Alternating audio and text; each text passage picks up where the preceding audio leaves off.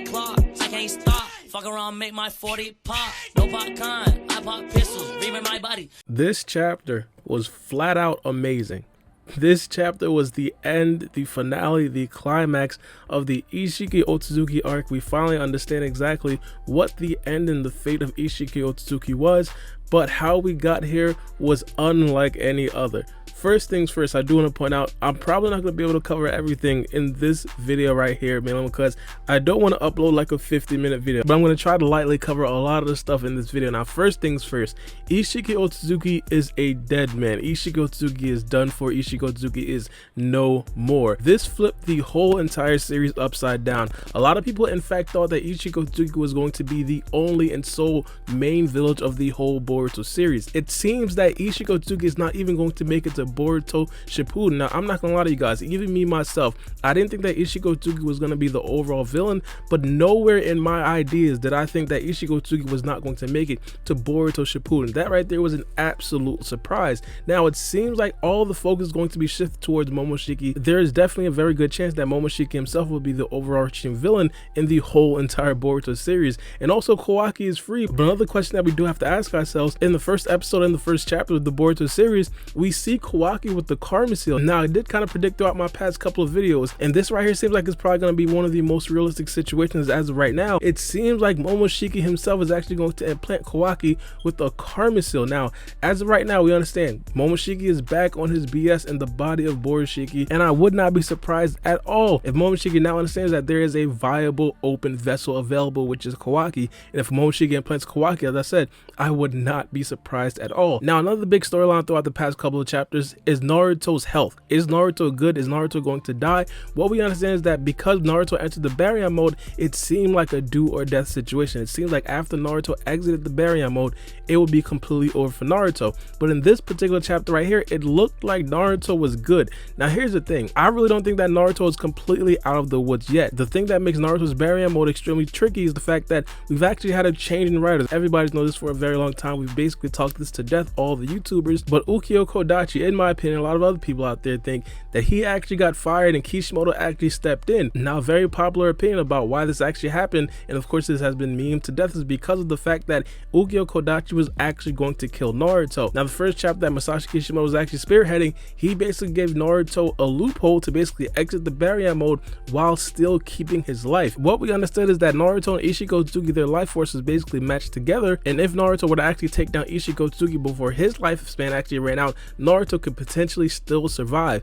But it was really confusing, man, because in this particular chapter right here, Naruto exited the Baryon mode before Ishiki Otsutsuki even died. Now, before the chapter even came out, there was speculation that Kurama, the Nine Tails, actually died. Naruto and Kurama basically matched their chakra together, and whichever one ran out first, of course, then that person would die. If Naruto's chakra ran out first, Naruto would die, and if Kurama's chakra ran out first, Kurama would die. But that right there wouldn't make any sense, man, because even though Naruto has impressive chakra reserves, it still does not stack up to the Nine Tails chakra reserves. So because of that, it's very possible that Naruto, understanding that he was on the brink, basically ended the Baryon mode before he actually died. Now, of course, that right there is the most wishful thinking. In my opinion, I still don't think that Naruto is completely out of the woods yet. We still have to figure out exactly what happens in the next chapter of the Boruto manga. But as of right now, I'm not gonna lie to you guys, if I were the Naruto fanboys out there, I would feel really good about what we're seeing right now. It seems like it's turning in a situation where Kishimoto actually took over and he basically stopped the notion that Naruto is actually going to die because of the Baryon mode. The other huge thing that happened at the end of this chapter is, of course, Momoshiki taking out Sasuke's rinnegan. Now, this right here was absolute and complete payback. I talked about this before. It seemed like Momoshiki was still feeling a little bit tight, man, because Sasuke himself took out one of Momoshiki's rinnegan using the teleportation jutsu. Now we understand that Momoshiki himself has an agenda upon himself. Now, I know a lot of Sasuke fanboys out there, they're completely going crazy, but of course I do want to calm you guys down a little bit more. This does not mean the end of Sasuke's rinnegan. There is a bunch, and I mean a litany of possibilities that can happen in the next chapter that can actually save Sasuke's rinnegan. But this right here is extremely important. I want you guys has to understand. If the Boruto writers in this particular situation, if Masashi Kishimoto wants Sasuke to lose his rinnegan, he will lose his rinnegan. There has been multiple situations in the past where we understand that characters have a certain ability that could potentially nullify the damage that's being done to them, and they just do not do it. So of course, this is all up to Masashi Kishimoto. It's definitely a possibility. But of course, one of the more popular abilities that we've seen going around is of course Sasuke using the Izanagi to pretty much erase all the damage in exchange for his Mangekyo Sharingan. Of course, in this particular situation, obviously you'll be choosing the rinnegan over the Mangekyo Sharingan, and the idea is of course that Sasuke could potentially replace that Mangekyo Sharingan with another Sharingan, or especially from another Mangekyo Sharingan from Orochimaru, aka the Shin Uchiha clone. I want to make a fully dedicated video about this particular situation, just detailing like half a dozen possibilities of Sasuke pretty much keeping his rinnegan, this pretty much not necessarily mattering. So of course, just because this is a cliffhanger for this chapter, I don't necessarily want the Sasuke fanboy to overreact. Now that we got the big stuff out of the way, I do want to kind of actually review the chapter. Now this right here is definitely a big chapter, mainly because this is the first one that I personally think that Masashi Kishimoto is going to be 100% spearheading and not necessarily any help from Ukyo Kodachi. I was actually a little bit skeptical about Masashi Kishimoto taking over, and I'm still not 100% there, but I have to give credit where credit is due. This chapter right here was literally literature genius, absolute impeccable, damn near perfect, I'd say. One of the things that Masashi Kishimoto is known for is the flashback. Sometimes it could be extremely obnoxious and some people absolutely hate it, but in this chapter right here, it was 100% warranted. We seen Kawaki himself basically make the transition into a shinobi, and 100% Kawaki was the MVP of this chapter. Without Kawaki here, there would have definitely been a lot more casualties than we did see right here. In fact, as of right now, there are no casualties. Now the flashback in itself, I'm not gonna lie, as I was reading it, man, I was getting a little bit emotional, because in the particular scene, what we understood was that Ishiki Otsuki had Naruto's life pretty much in the palm of his hands. He could have done whatever he wanted to do to Naruto, mainly because at that particular point, he was the boss in the room. He was basically counting down from 10 to 0 and basically having Kawaki decide if he wanted to have Naruto pretty much finished. So then Kawaki has the flashbacks of Naruto basically pledging to be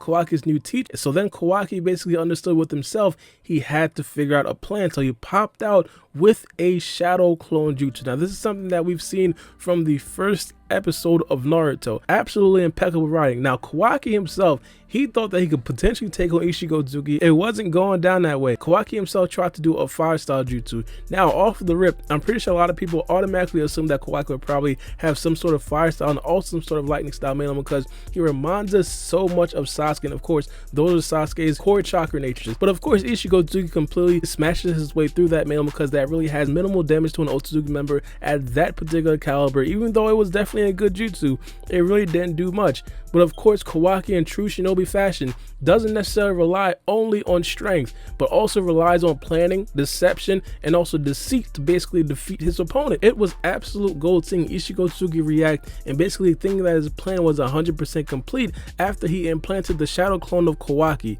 I'm not gonna lie to you guys, he was bragging a little bit too much for my liking, but now looking back and realizing that Ishiki Otsuki was actually wrong this whole time, it was absolute gold, like impeccable, like chef's kisses I'm talking about. And then when Ishiki Otsuki found out that his plan was completely foiled, it was just so satisfying. But again, here's where the story of Boruto really starts. Masashi Kishimoto has a lot on his plate. What's going to be the fate of Naruto? What's the situation with Sasuke and his rinnegan? Is Sasuke going to keep his rinnegan? Is he not going to keep his rinnegan? Is Momoshiki actually going to be the big bad blood and the big bad boss that we all think he is going to be? And potentially, what is also the fate of Kawaki himself? How does Kawaki have the karma seal in the future? Let me know what you guys think about this in the comment section below. And of course, what are your opinions about the whole chapter in the whole? Yeah, as I said, from Masashi Kishimoto's first chapter back, it's literally literature genius. It's just gold at this particular point. Let me know what you guys think. It's been your boy Barby, and as I said, I'm going to be talking about this chapter for a long time, possibly every single day throughout this week. And of course, I did upload the episode review also earlier today, so if you guys missed that, make sure you guys look at that as well. But it's been your boy Barby, and we out. It's a knife.